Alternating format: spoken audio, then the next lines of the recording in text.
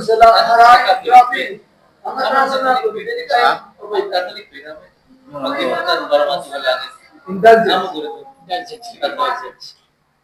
Yung mga bisita ka Roma, makato ka Fatima, makato ka Guadalupe, makato ka Portugal, hindi pa. Rosario makatulo.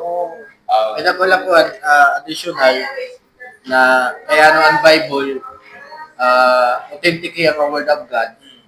Ang nakadilita number 2 nga, the biblical writers claim to be writing the words of God. So, may nakula short i-share ko sa verse, Jeremiah chapter 1 verse 4.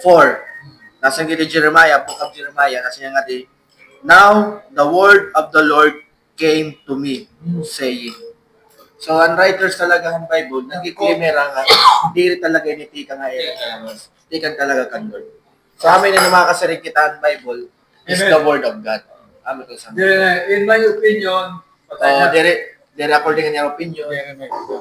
sa akin Kailangan lang, ng verses kaya na ayaw lang, sa opinion ko, according to the Ang word, minsan ng mga padida na mapapag ng gospel, ang iba maximum na, sermon. at sermon na ito.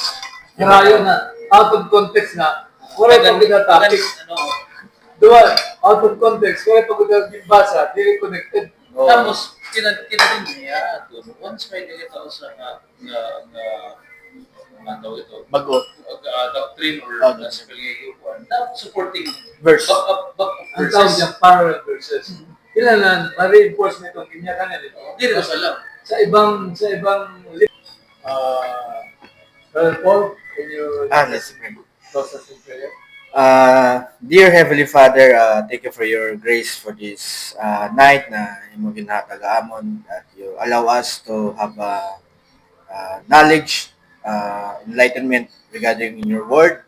And I pray, Father, that you continue to help us to grow Yes. our faith so that we will understand, we'll have an understanding and having an intimate relationship with you through your Son, who is our Savior and Lord.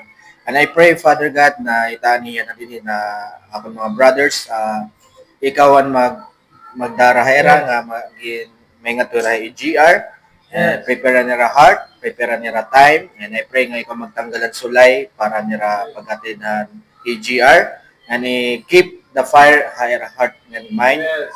And salamat ini nga fellowship na imo ginandam amon para makasabot kami, magpag-istorya namon kung ano na dadaha scripture. Buligan mo kami kada adlaw nga salamat gyapon na maupay nga biyahe namon ti pauli. Nga nagpapasalamat gyap kami nga yanahan marasa nga pagkaon na imo ginandam iton kada panimalay namon. Dayawon ka waray katapusan ginapon namon ni hangaran ni Jesus. Amen. Thank you.